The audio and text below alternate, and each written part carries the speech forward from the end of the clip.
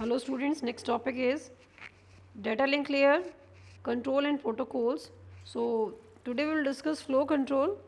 Error control we have discussed, that is chapter number 10 and it's chapter number 11.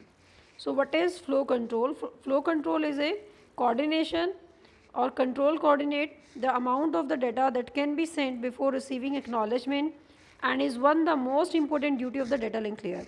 Means if two nodes are there, sender and receiver, both must be synchronized with each other. In most protocols, flow control is a set of procedure that tell the sender how much data it can transmit before it must wait for an acknowledgement from the receiver. The flow of data must not be allowed to overwhelm the receiver. Any receiving device have a limited speed at which it can process incoming data and a limited amount of memory in which to store the incoming data. Students जो crux हैं इस paragraph का वो ये है कि जब हमने बात की नेटवर्क लेयर पर पैकेट से फर्दर क्या बनता है, फ्रेम. अब फ्रेम जो है वो node to node means one suppose source then next connecting जो भी डिवाइस है उस पर ये वेरीफाई होता है. तो आप फ्लो कंट्रोल मैकेनिज्म कहता है कि अगर सेंडर सेंड करता है और रिसीवर उसे चेक करने में, एरर के लिए चेक करने में टाइम लगाता है, और क्योंकि रिसीवर के पास भी लिमिटेड बफर है, लिमिटेड मेमोरी है, तो वो जो लिमिटेड अमाउंट ही फ्रेम का नंबर ऑफ फ्रेम्स वहाँ रख सकता है, और जो टाइम वो लगाएगा to verify the incoming frame data it will be considered.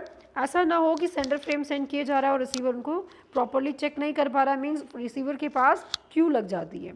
That is a flow control mechanism. दूसरा, अगर कोई फ्रेम एरर्ड है तो रिसीवर को कैसे उसको रिस्पॉन्ड करना है, अगर कोई फ्रेम विदाउट एनी एरर है तो रिसीवर को कैसे रिस्पॉन्ड करना. तो ये सारा मैकेनिज्म है, that is flow control. We will discuss different type of protocols here. Next one is first one protocol, that is stop and wait. So first thing, flow control mechanism में हम एक word use करते हैं ARQ means automatic repeat request. तो automatic repeat request की जब भी कोई प्रॉब्लम है किसी फ्रेम में तो हम कंसेप्ट यूज़ करते हैं automatic repeat request. So the error control in the data link layer implement simply anytime an error is detected, it exchange specified frame are retransmitted. That is a very simple concept. जब तक acknowledgement नहीं आ जाती, जो frame है वो sender की buffer में रखा जाता है. So we will use three mechanisms: stop and wait ARQ, second is go back and ARQ, selective repeat ARQ. So this chapter consists some diagrams.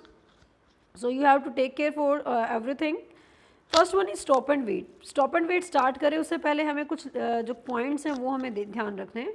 सबसे पहले रीज़न बीइंग ये ही पॉइंट्स आपके बाकी दो प्रोटोकॉल्स में भी हेल्प करेंगे. अगर आपको स्टॉप एंड वेट क्लियर नहीं है तो आप आगे के दो प्रोटोकॉल नहीं समझ पाएंगे. Sender device keep a copy of the last frame transmitted until it receive an acknowledgement for that frame. First concept कि सेंडर अपने पास एक कॉपी रखेगा. Keeping a copy allow the sender to retransmit lost और damage frame until they are received correctly. Fine. Second one is for identification purpose. देखिए numbering दो तरह से यूज़ हो जाती है यहाँ पर, 0 1 0 1 0 1. अगर हम पूरी क्लास को, अगर क्लास के अंदर 60 स्टूडेंट्स हैं और हम कहते हैं सभी को सिर्फ दो ही रो नंबर मिलेंगे, means first student 0, second 1, third student 0, fourth student 1, fifth student 0, six student 1 and so on. The same mechanism is used here कि यहाँ पर अगर फ्रेम बनेंगे, सपोज़ आपके पास नेटवर्क लेयर पर पैकेट साइज़ था 1000 बाइट और एक फ्रेम का साइज़ हम ले लेते हैं 100 बाइट. तो जो 10 फ्रेम बने, हर एक फ्रेम को ये नंबरिंग क्या दे रहा है, 0 1 0 1 0 1. मीन्स जो थर्ड फ्रेम होगा वो नंबर 0 ही होगा लेकिन बाइट डिफरेंट होंगी. So mechanism for numbering in stop and wait is 0 and 1. और जब भी कोई फ्रेम हम यहाँ पर सेंड करते हैं उसकी एक्नॉलेजमेंट आएगी, एक्नॉलेजमेंट रिवर्स आती है, मीन्स फ्रेम नंबर 0 सेफली पहुँचा, it will be acknowledged by 1. So numbering both data frame and acknowledgement frames are numbered 0 and 1. A data frame 0 is acknowledged by acknowledgement 1, indicating that the receiver has received frame number 0 safely and now it is expecting frame number 1. Same way, frame number 1 is acknowledged by ACK 0. It means frame 1 has received safely and now I am expecting frame number 0. A damage और the lost frame is treated in the same amount, means चाहे वो lost हुआ हो, चाहे उस lost हो गया frame या फिर डैमेज हुआ मीन्स उसमें एरर है। देखिए लॉस्ट फ्रेम तो कभी रिसीवर के पास पहुंचेगा नहीं, ठीक है, सेंडर लेकिन वेट करेगा कि एक्नॉलेजमेंट आए, और डैमेज है तो डैमेज में भी क्या होगा, वेट कर रहा होगा। तो यहाँ पर कंक्लूजन ये है कि जो रिसीवर है it will be silent. If the receiver detect an error in the received frame, it simply discard the frame and send no acknowledgement. If the receiver receive a frame that is out of order, means 0 instead of 1 and 1 instead of 0.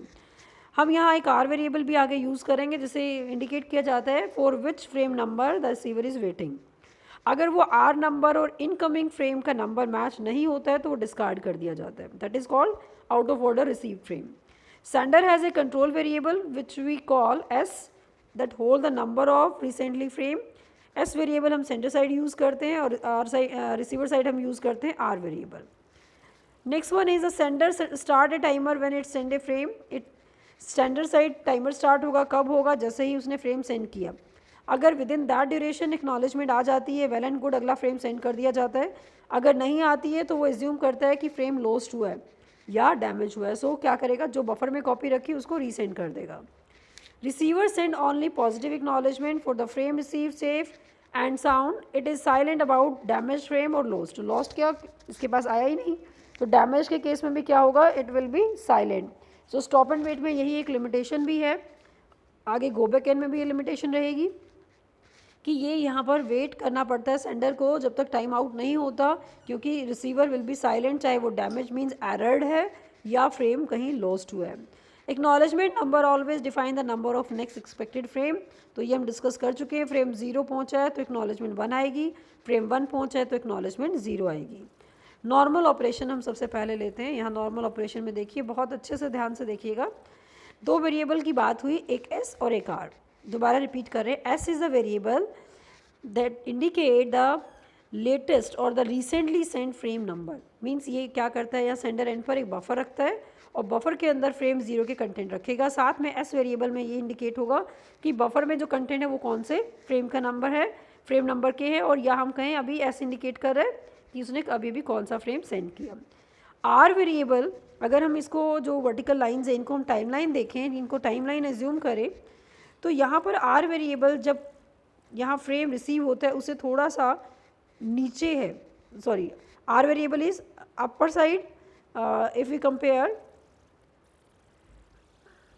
यहाँ पर देखिए इस point से are variable थोड़ा सा up side है। इसका meaning ये है कि R is waiting, receiver is waiting for frame number 0। अगर ये दोनों नंबर मैच हो गई तो फ्रेम 0 रिसीव्ड और चेक्ड फॉर एरर। अगर कोई एरर है तो उसके अकॉर्डिंग रिस्पॉन्ड होगा, नहीं है तो ठीक है।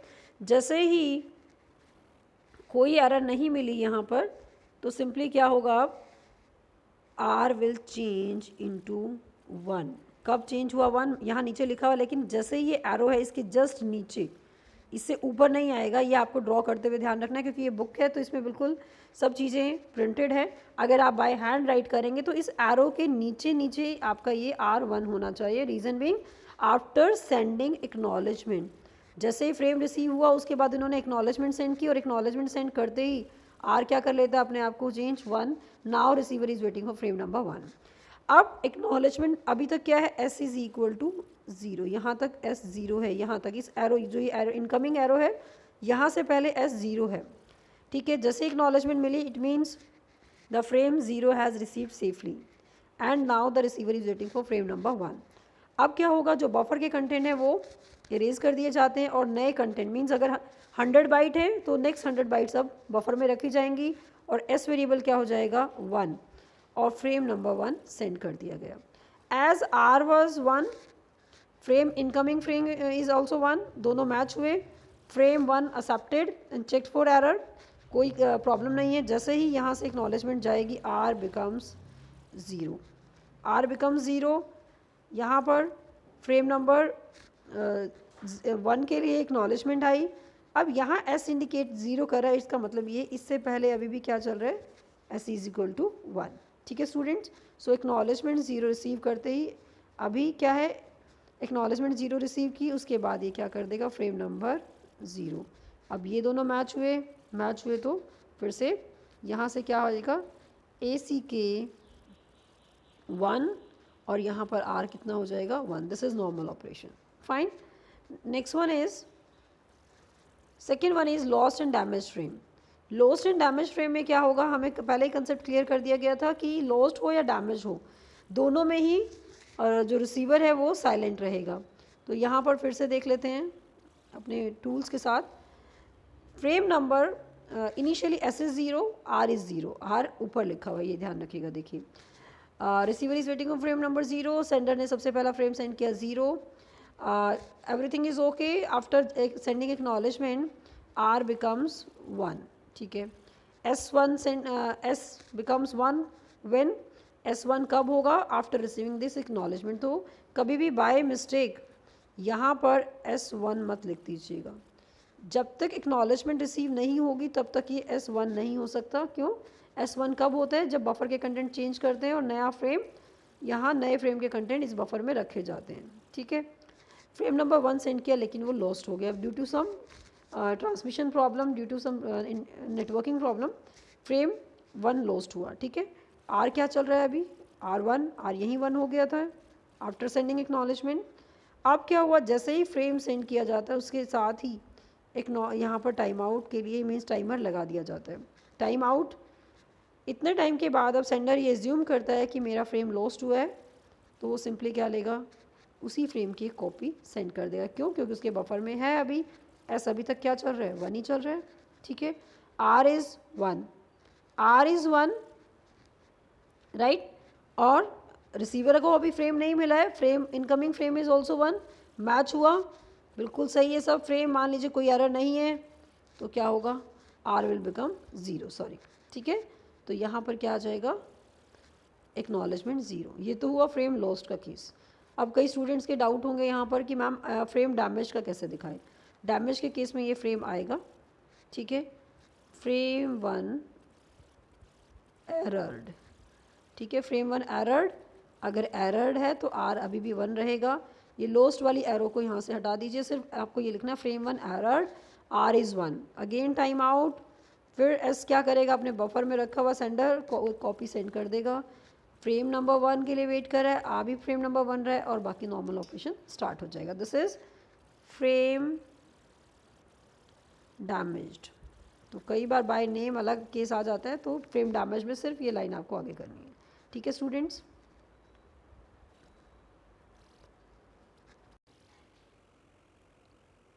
Next case is lost acknowledgement.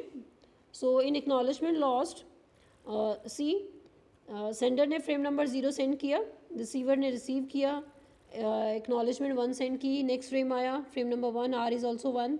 तो फ्रेम नंबर 1 और R मैच हुआ, एक्नॉलेजमेंट सेंड की गई, ACK 0. Now the concept starts कि एक्नॉलेजमेंट लॉस्ट हो गई. अब एक्नॉलेजमेंट लॉस्ट हुई है तो इस कंसेप्ट में हमें देखना है acknowledgement lost. In this case यहाँ पर time out means timer start हुआ, टाइम आउट हुआ. अब इतना टाइम वेट करने के बाद भी एक्नॉलेजमेंट नहीं आने का रीज़न क्या एज्यूम करेगा सेंडर. सेंडर एज्यूम करेगा कि कहीं ना कहीं फ्रेम डैमेज्ड है. फ्रेम डैमेज्ड मीन्स उसमें एरर है, तभी रिसीवर साइलेंट है, उसने एक्नॉलेजमेंट सेंड नहीं की. वो ये बिल्कुल भी एज्यूम नहीं करेगा कि एक्नॉलेजमेंट डिले हो सकती है, एक्नॉलेजमेंट लॉस्ट हो सकती है.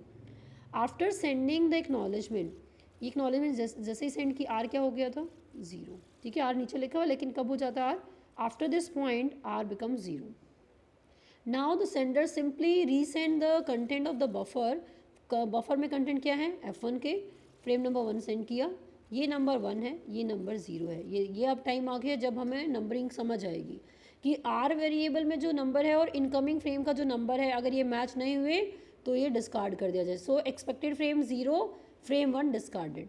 स्टूडेंट्स क्लियर है कि अगर ये मैच नहीं हुआ तो अभी भी क्या रहेगा, R स्टिल 0. अब कोई फ्रेम जिसको, अब देखिए रिसीवर को भी यहाँ अजम्पशन लगानी है कि आज जिस फ्रेम को मैं, अगर मेरे पास फ्रेम नंबर 1 दोबारा आ रहा है और now I am waiting for frame number 0, इसका मतलब मेरी भेजी हुई एक्नॉलेजमेंट लॉस्ट हुई है.